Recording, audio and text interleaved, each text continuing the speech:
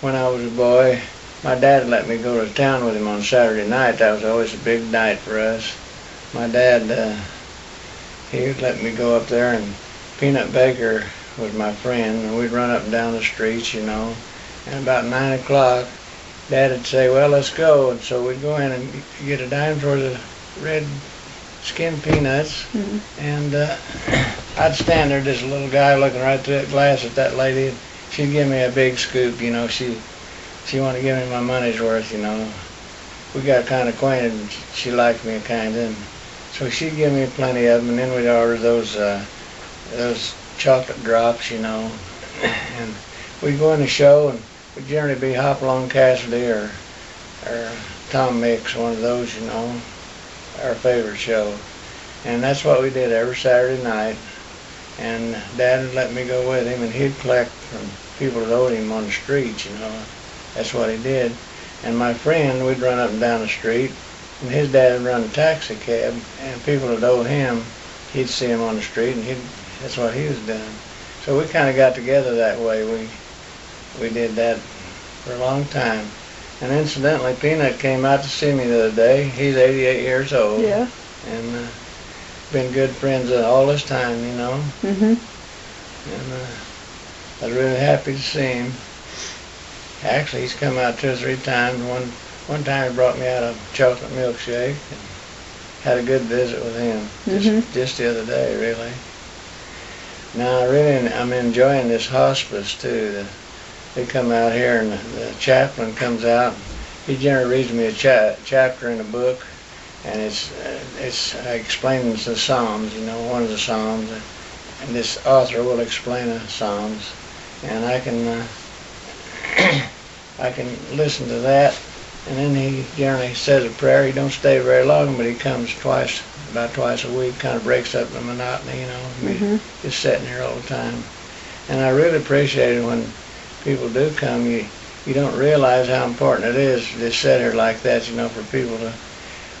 I just can't believe that they're sustaining this support like they are. I can't believe that they do it. You know, a lot of times people will come real often right at first, and then pretty soon nobody comes. They just let it go, you know. But it hasn't been that way. And just like Kathy Ketter, my neighbor over here, she called up and said she's going to bring me some soup. She did. She brought me these magazines. And she sat and talked a long time and said she'd be back, you know, later on.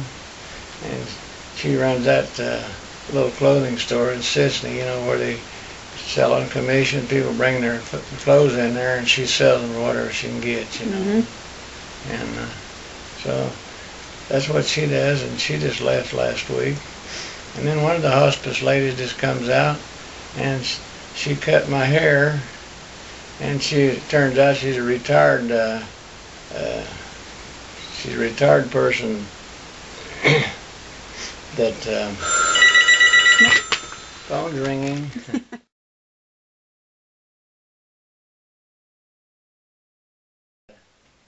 They was talking about that in Dallas, Texas, about the storms, you know, down there. And all of a sudden, it just sounded like I was having a tornado right here inside the house. And this was that preacher. He bought a brand new mower. He put it on his trailer and come out here and mowed my yard. Nice. And I was bragging on him for that. And here's what he told me. He said, I wanted to pay him. You know, I said, you can't do that. You can't come out here and buy $5 a gallon gas and mow my yard. I said, oh, that's too much. He says, when someone does something for you, don't deny them that opportunity, or you will steal their blessing. That's what he told me. So that done it. See, I couldn't say no more about it. So that's what he wanted me to do. He wanted to do it, and he felt blessed to be able to do that for me. And he done a really good job, and he mowed my yard, and looks really nice. He mowed it a little bit shorter than most of them do, you know. Looks good. And you notice the guy's got, your dad and Chris put my birdhouse up. Did you notice good. That? See it I up didn't there? notice that. Yeah. They put that up, and 3 squirrels jumped out of that birdhouse. Now how they got up, they had to climb up that pole, and it's a metal pole. You wouldn't think a squirrel could do that, would you? Not really. They climb right up there, and somehow he had his babies. She had her babies in that Oh, birdhouse. wow. You'd thought them birds wouldn't let them up there, or vice versa, but they was up there, and Chris said something about, whoa, when they was letting it down. They said there's varmints in here. And the one squirrel, I was sitting out there in the lawn chair, and one squirrel came barreling down that pole, just head down, and ran right towards me. He ran right under my feet, and I couldn't get up or nothing, and he ran right up that old tree there. Mm-hmm. And the two babies ran out that way. Oh, wow. The three of them in that birdhouse. That was funny. That is funny. Hmm. I guess they made it out. They made it okay, and they put that birdhouse up and put it back up there. And the next day I seen that mother, she climbed that thing and then turned around up there and come right straight down. Mm-hmm. No problem. Yeah. Yeah, man, you talk about a squirrel. Now they can do it. They can move. You betcha.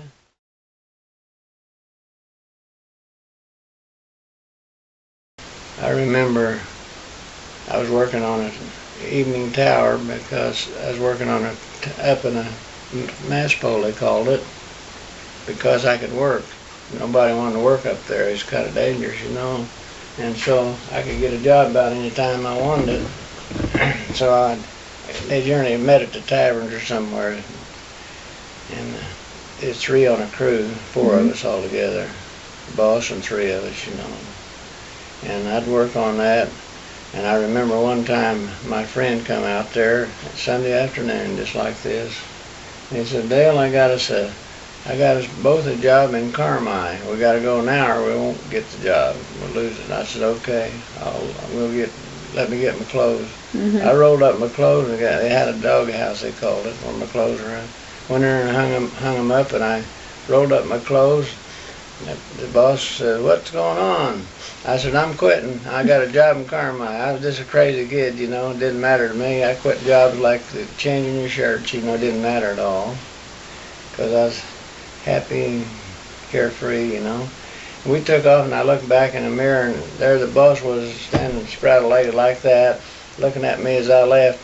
And he said, this is double time day. I was just waving that too, you know. I was just quitting right in the middle of the shift. Yep. Left him short-handed and everything, which is not a good thing to do, you know. Mm-hmm. But that's what I did. And we went to Carmine. I worked on a big old derrick on that one, that job. Bigger than anything I'd ever worked on, you know. Really high up there.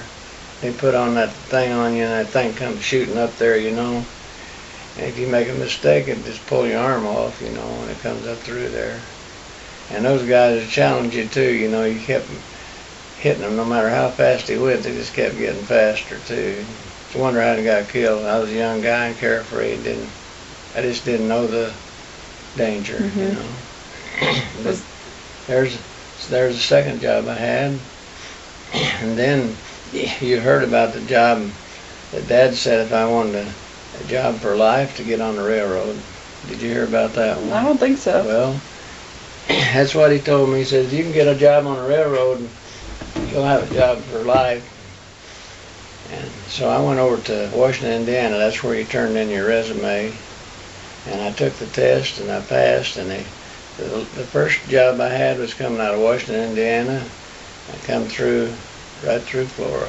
And my folks, I remember standing up there watching me as I went through, waving at me on the depot up there. That's cool. And my job was to stand out there and hang on to that thing, and as the train went by, if I missed that, they'd have to stop the whole train. If I didn't, they'd get their information they needed and give it to the conductor, you know, when it come handy.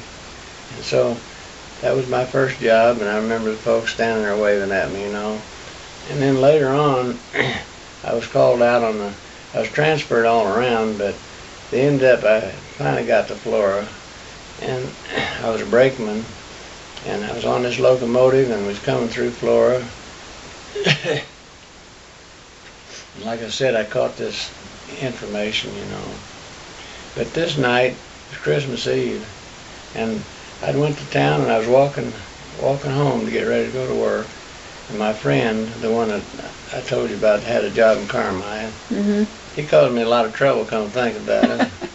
He was in his tavern sitting there, and he looked in there and he saw me and he said, "Come in here," you know. So I walked in there and I said, "Whoa, I gotta go to work." He said, "Just have one drink, it's Christmas." I said, "Okay," so I drank one on him. So I thought, well, to be nice, I ought to buy him one. So I bought, then the bartender come by and he said, "Drinks on the house Christmas Eve." That was 3. From then on, I didn't care for nothing. Didn't care about the train waiting on me or nothing. And so I didn't even go to work. In fact, I had the train waiting on me and they was trying to call my folks, and I was living at home. I was 18 years old. And Dad was out looking for me. And he come out to the Triangle Garden, which is the only thing that's open, way late at night like that, and I asked my friend if he knew where I was at. He said, "Yeah, he's out in my car." So I went out there and he wasn't in there, and I'd got out of that car and got in somebody else's car and went back to sleep. There I was. Well, Dad found me. When I got home, Mom was just going to chew me up. She was so mad at me, you know. And Dad said, "Leave him alone." And I've been proud of him to this day. Dad held up for me, and I was hurting enough without her tearing me up. But anyway, I went up the next day, and the Charlie Dudley was a dispatcher, and he said, "Looks bad for you, Delaney." And I said, "No, it don't. I quit." It didn't matter to me, honey. The job didn't matter. In a lifetime job, I quit just like that. Yeah. So I just quit that job, and I bought a truck, I think, after that. Branched out from one thing to another, got a job hauling lumber for the lumber yard in Florida. Went down to Atlanta, Texas, and I'd go down there and buy a truckload of lumber and bring it back, you know. Mhm. So that was the next job I had. But I kept track of that lifetime job on a railroad. 2 guys went to work same time I did. Beck was her name, Jack, and Maynard. And they laid them off several years later and never did hardly go back to work. So it was a good move on my part. I'd already done it, you know. They'd been out of work all that time, you know. Yeah. So that worked out okay.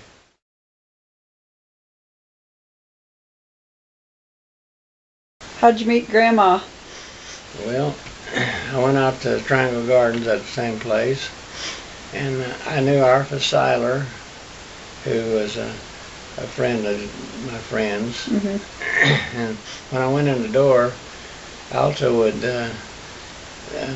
sitting there with her. She'd brought her out there because she had a sleeping room with Arthur Seiler, and so that Arthur took her out there with her to dance. When I walked in the door, she said, "See that guy there?" She said, "He's a good dancer." She told Alta that. And so every time I look over at Arthur Seiler, because I knew her, Alta would be looking at me, your grandma. So finally I went over and asked her to dance. And so we started dancing, and later on I asked her for a date, and that's the way we got started, you know. But she thought I was a good dancer. And after we were married and everything, I told your grandma that, and she said she never would admit she did that. She's watching, looking at me. I know she was, Hunter. I wouldn't have noticed her like that, you know. But she never would admit it that she did. Yeah.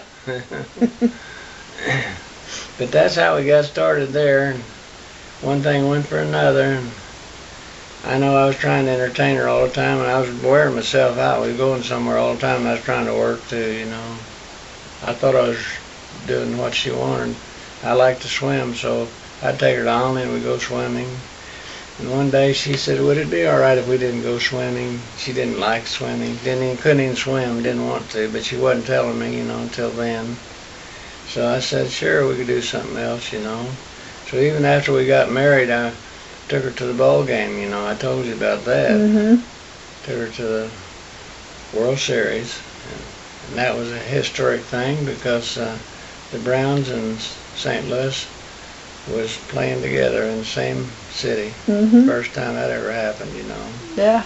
But I took her to that on her honeymoon, thinking I was going to really please her. I was really making her happy, and she didn't care for that at all either. She told me later. Guess it didn't matter too much, No, though. we come back and stayed with her folks for 2 weeks. Stayed upstairs in a little old farmhouse out there, just happy as could be, you know. Then I went back working in the oil fields after that for a while, and drove a truck some more.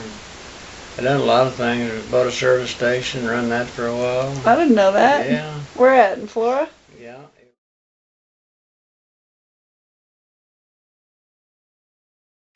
I got prostate cancer, and I went up there, and the doctor said, I want to show you something. So he had it all blowed up on the wall.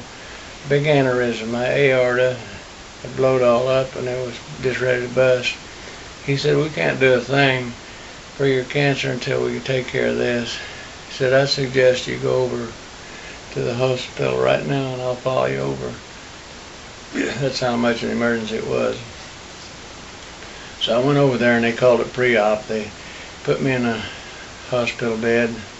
Nurses came in and started giving me medicine and everything. And it was clear the next day before they operated. But he said, the irony of that is, this cancer generally takes a life. In your case, it saved yours. But I was actually scared to death. I was scared of dying. I knew I was going to. And I was up there by myself, and Alta was back here and didn't know a thing about it, you know. I finally did call her and tell her what was happening, you know. But the next morning they went ahead and operated on her, and when I got out of there, I come home and I told Grandma, we got to go to church. I said, you know, I was afraid of dying, scared. So we decided to start going to church, and we tried different churches, but we decided on this one down here because it's closer. Made it mostly the reason. And I knew more people in this church than somewhere else, which is as good a reason as any, I guess. But anyway, I like this church, and they have 8 communions, 8 different things, you know, that one more than most churches have. And I've been going there pretty regular as you can go, you know, for all these years. And we started sitting in a certain seat, and we still sat in the same place. Somebody looks up, sitting there talking to somebody, and I come in, they jump up and move over. I'm sitting in there. That's your spot. Sitting in my spot. But anyway, that's how it happened. That was God's purpose. That was one of God's purposes why what happened to me did. And now then, it's so. I would really be in a pickle now, knowing I'm going to die, and be in the shape I was, and be afraid like I was. Now I'm not. I'm not afraid of dying at all. Like Chris said, the dying, you know, between the time now I'm dying is a hard time, you know. After I die, I think everything's all settled. Whatever God's purpose for me is where it's going to be.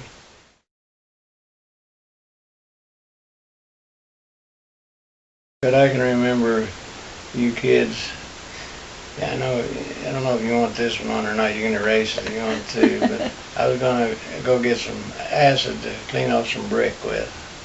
And they said they had it at Halliburton in Florida. So Gina and you wanted to go with me. And I was in the pickup. And we got to Xenia, you had to pee. So nothing else I could do. I stopped, and you girls got out. You peed, we got back in the car, and we got to Halliburton. You was jumping up and down, you had to pee. Grandpa, I got to pee. I went in and told the guy what I wanted, and he just gave me a gallon jug of that acid, you know. And I finally got you girls home. I said, I'll never do this again. What are you guys really unloaded on me, you know. I thought, my guys, what am I going to do? These 2 little girls? I thought I'd never get you up there and back, you know. Yep.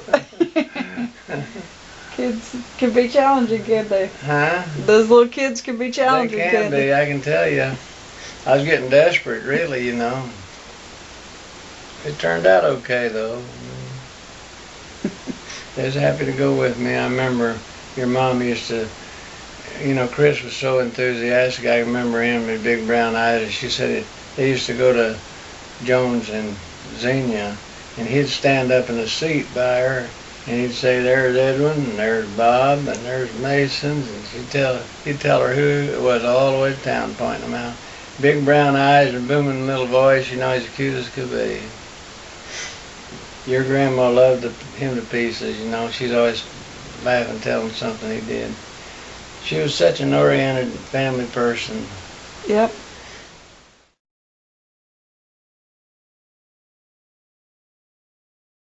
Feel like you've had a pretty blessed life? I have. And I've also need to tell somebody how proud I am of my grandchildren. Well, good. They've all done so good. They're country kids, been raised up out here and kind of secluded. I don't want to say that word, but anyway, kind of protected, pertaining to other kids, in the cities. And yet they was able to go to college, get through their grades, not be on dope, end up with a good job. Like you got married, got a good man, good husband. Yep. I got to be proud of that, Like Yeah. I said, there's Ryan Thomas, he went through school and got a master's degree in what he's interested in. Seems to be doing okay. And Carrie Bess, she's doing good down there, seems like. And so is Gigi. She's determined to do what she wants to do, by gosh, she is, isn't she? Yep, she's doing it. She's getting her done. I had no idea that she could get that done. In fact, I didn't think she could. I had no idea how she could ever get it going. To move down there and not know anybody, and to go around, and I think she's getting along pretty good now. She's got a job where she works 1 day a week at least, and that brings in her a little bit of money. Yep. I don't know what she gets on that one. I think $30 an hour, what she gets for 8 hours. So that keeps her going. And she said eventually they're going to let her work 2 days at least. Right. Is she coming today? She is. Yeah. She'll be there. Well, by golly. Yeah. But see, there you go, hon. You just name them and think about them, and everybody's doing good. I sit here and watch TV, and people say there are just no jobs out there, and they just give up, It seems so dismal. And then I think back on my kids, my grandchildren, all of them seem to be right in there, Yeah. in spite of it all. They're doing good. So I'm a blessed old guy, by golly. 87 years old.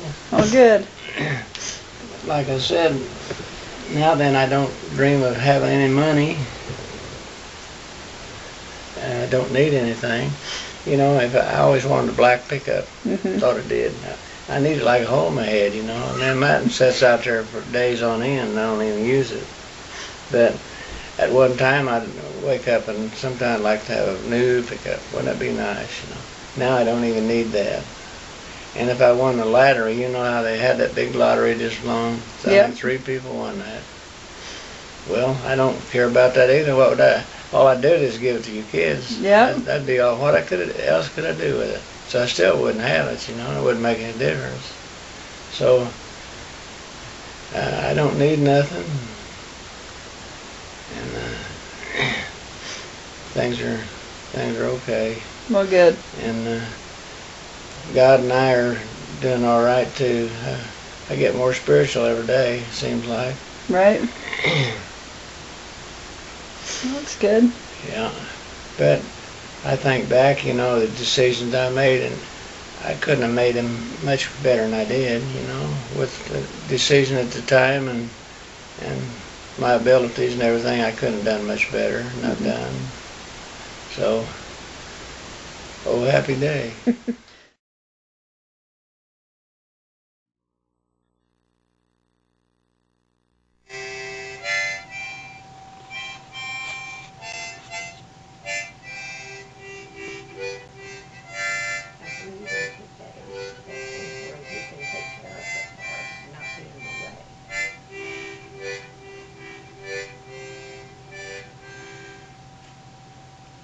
What a talent. We didn't even know. We have uncovered a treasure trove. Do you know another song?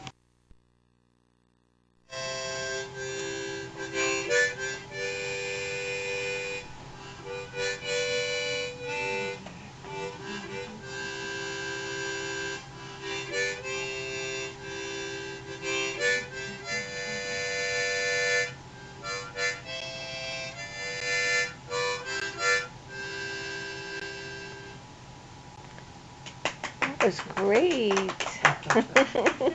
You know, I did all this by accident. I was going up to Effingham and I seen this music, Samuel Music Company, and they had on sale music things.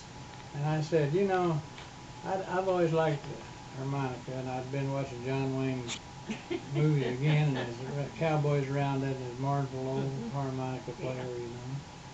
And I said to Ida Mae, let's go in there and see if they've got any harmonicas. So I went and talked to that lady. She said, we got all kinds of harmonicas, all different prices. And said, we got a dandy here for just $25. And said, it's actually the easiest musical instrument to learn to play.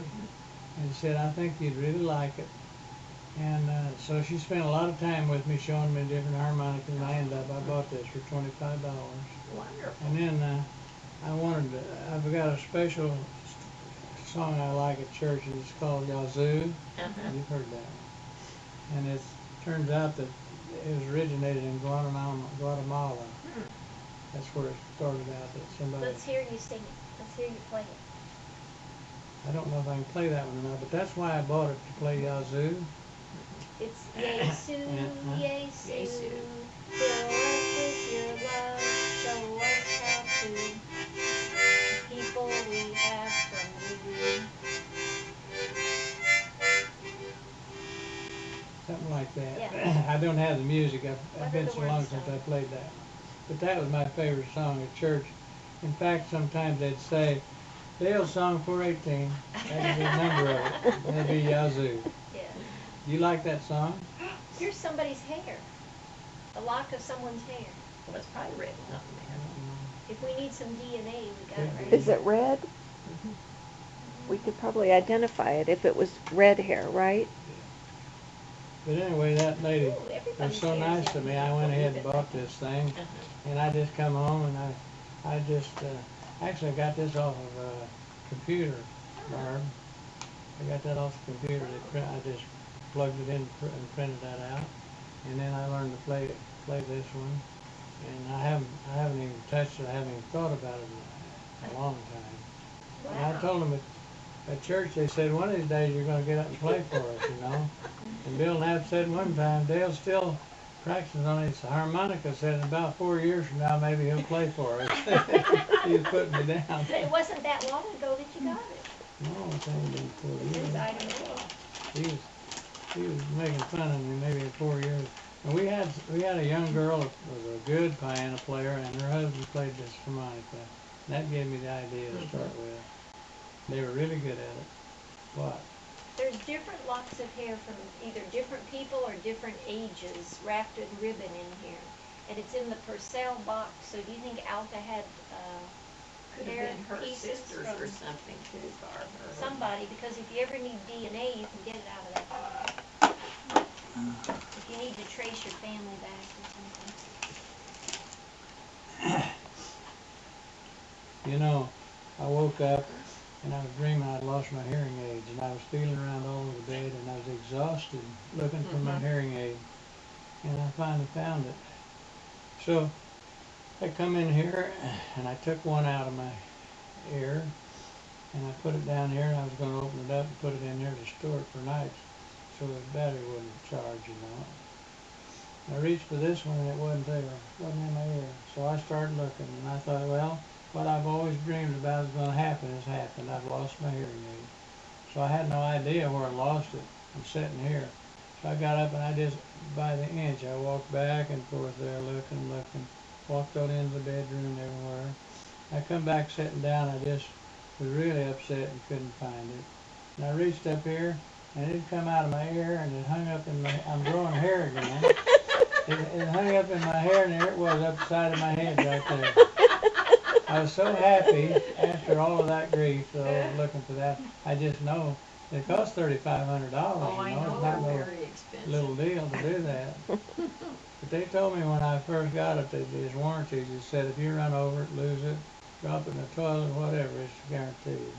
But you know, they say that, and then when Yeah. time comes, it don't For an happen. extra added But expense. anyway, I got them back.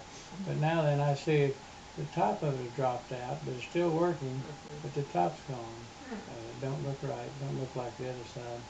So I've got to get somehow, I've got to make an appointment, go over there to that hearing aid place Where is and get them to, Is it in Fuller, or you have Uh, to, do you have to go to Effingham, or is it no, in? it's Centralia is where I Oh got my, it. But the girl's real nice and if I can get it over there. But the only trouble is she sends it off, and like I said, I'm always in the back of my mind thinking I ain't got a lot of time. I don't want to send it off and 30 days later say it hadn't come in yet or something. But I need them so bad now, and actually that chemo has made my hearing worse too, and they said it would.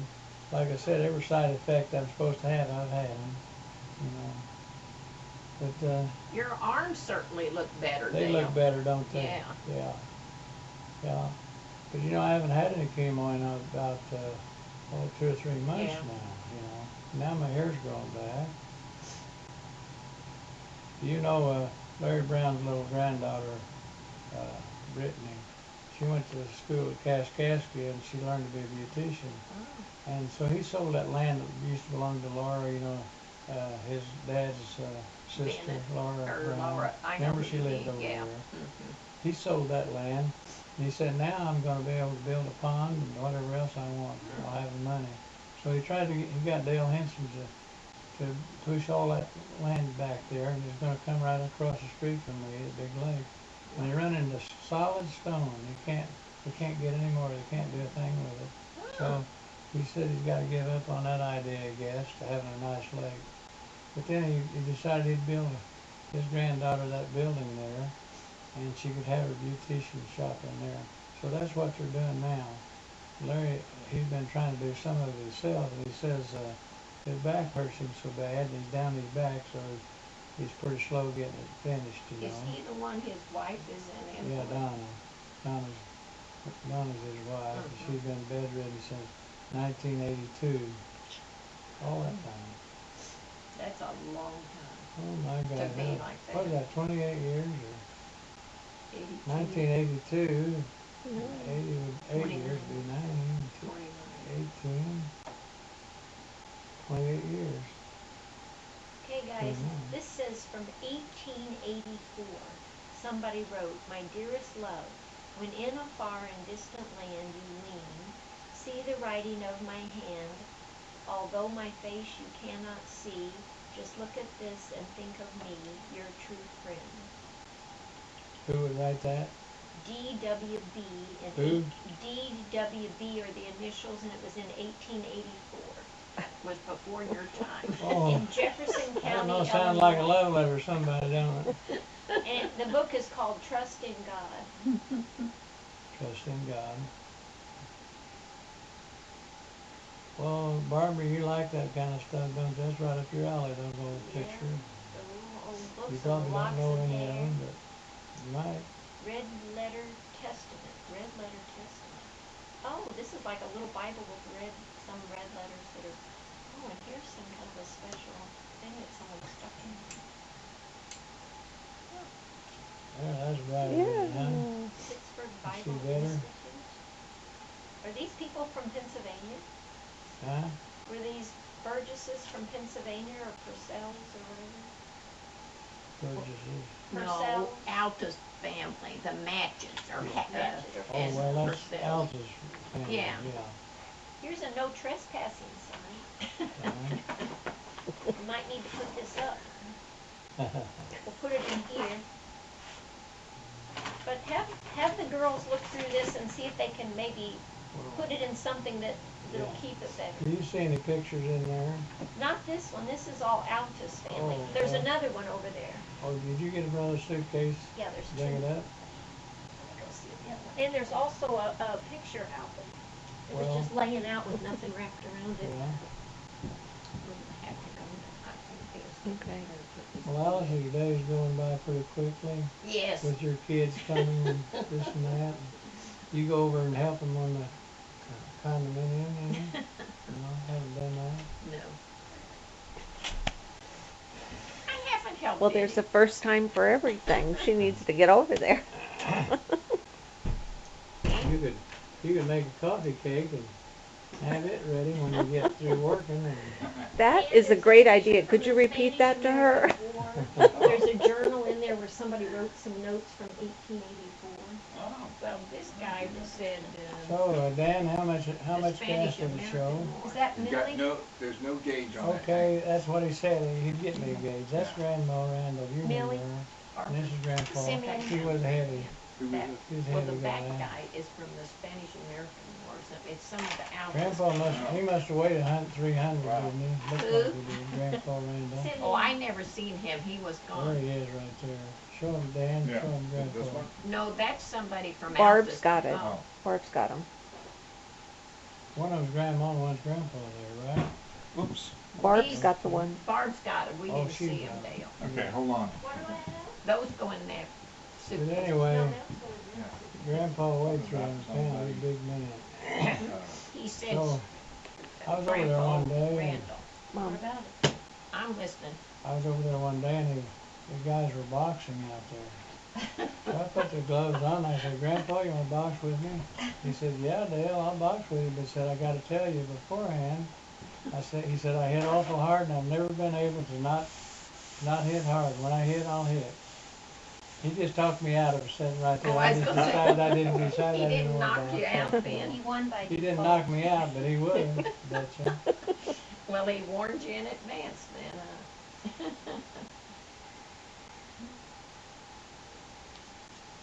But that was a psychological thing he used on me, see. Yeah. This was Dale's favorite book when he was little. Little Black Sambo. Boy, That's what Al was reading, Ryan. And send that over to he Jesse looked at him Jackson. and he says, Grandma, don't lose your eyes that way. She was using her eyes, to make him look fierce, I guess. She was scaring him. They were talking about it. Who's that picture of that Barb in the paper? Oh, it's in that paper. Ruth Millis, Who that was. American Home You got a lot of Economics pictures, Alice, at Association. home.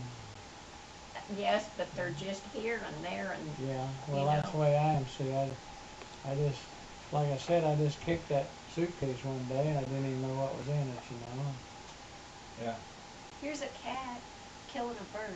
Did you want to keep The them? violent Delaney. Hmm? The violent Delaney. Violent cat. is that from the Delaney? Here, this looks like John Wayne right here. And here's that. I don't know who it is, but it looks like John Wayne. Did he ever come and visit? I don't know why all them pictures is out of there. There was pictures in all of them. I Maybe guess they're the- just loose in there. Well, no, but maybe the kids came and got Unloose. some of them. Been in there 50 years. I guess it's got a right to be loose, hasn't it, been You out? got that right. And said there was evidence of critters in some A lot of of this. bugs down there. Some, yeah, on the outside. I need that mules team, 20 mules team of that. Borax. Laura, You just put that around the wall and it kills them. They come across that and Is that right? pull up a little ways out there and die. I need to Yeah. get some. Trouble is that I got down there, I couldn't get back up, I don't suppose. I don't know that. You know, little things like that really bugs me, like going to the mailbox, for instance. I can't get my mail. Is it out there now? I'll go get It it. sits down, it might be here by now, 2 or 3 o'clock they come generally. I'll go out the mailbox, Okay, check you can it see out. if they got it Show down there. that to Bill. But it sits down there 2 or 3 days, and like my water bill, they just give you 10 days from the time they want you to read it and send it back. Yeah. But then they want to charge you, overcharge, Yeah. for being Sure. late. Who owns all them cattle in the back? I was down there looking at them. Sonny Smith, he rents my farm, Yeah. and he rents my tillable ground too. Yeah. Well, I was curious because I saw, Yeah. it's an old bull in there I and, got a bull in there too.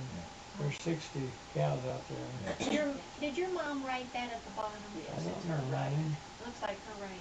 Yeah, that's her writing. This belongs to Dale. This my picture, supposedly? Or is it Bonnie? No, it's David. Wait, Barb, open it up and let's see. Who's that getting married? there? This belongs to Dale. Written by Levine. This one? Okay. You want that? No, who is it? You want that? He doesn't know who it is. Here's the rules of a game Well, of that's Earl Clue. Delaney. Oh, Earl just From died. He was 1949. 90-some years old. He had a brain tumor, and that's his wife. I remember her. And they moved to He Michigan. worked for Halliburton, where Carl worked for a long They time. moved to He Michigan. moved to Michigan, Albion, Michigan. That picture turned out good for Yep. Yeah. as long as As it's long been as down it's there, and the been, yeah. conditions it's been. Bard corresponded with their daughter when she was trying to get some of that Oh, genealogy. her name was Delaney. Mhm. Yeah, what was her first name, Barb? It was Delaney. Sid. What? Sylvia, but they call her Sylvia, Sid. yeah, Sylvia. Well, she never got married for a long time. She finally did get married though. Well, I she think she moved to California. There's a kid in here playing a harmonica. Man, harmonica. I'm playing a saxophone, could you believe it? Yeah, Where are well, you at? saxophone Where are player. you at in here? In 8th grade, by God. I remember the first song I ever learned to play was Cuckoo. That's the name of it, Cuckoo. How does that go? I've never heard of that. You never heard that? No. No. Can you sing it? Cuckoo. La la la la la la, cuckoo. And I could play that over and That's over. Laura and over. Van Barbara. That was a predictor of the future, You right? bet you, Here he was saxophone, with the saxophone saxophone. player. A saxophone by itself sounds pretty Did you dismal. find I'd yourself say. in Oh, yeah, that was the band I was in, all right. I don't know where I'm at. Look for a Look for a saxophone. I didn't know Oh, this game here was I am, around right since there. 1949. Right in the middle? Right there, see that Star of the saxophone? show. Was he a first chair? Yeah. There's chair, saxophone. In the dark. Black sweater on and a Your saxophone. mom had you in a black sweater all spruced up. My hair was unruly. Here's your Well, the passport. one that's saxophone, be that right Passport. Let me see that. there. Wait, there's two of them. Passport. Now, wait a minute, which one is it? There's two guys in black clothes there. Which Well, one? mine's got my long hair's hanging down. In your Yeah, this is eyeballs. it. Saxophone.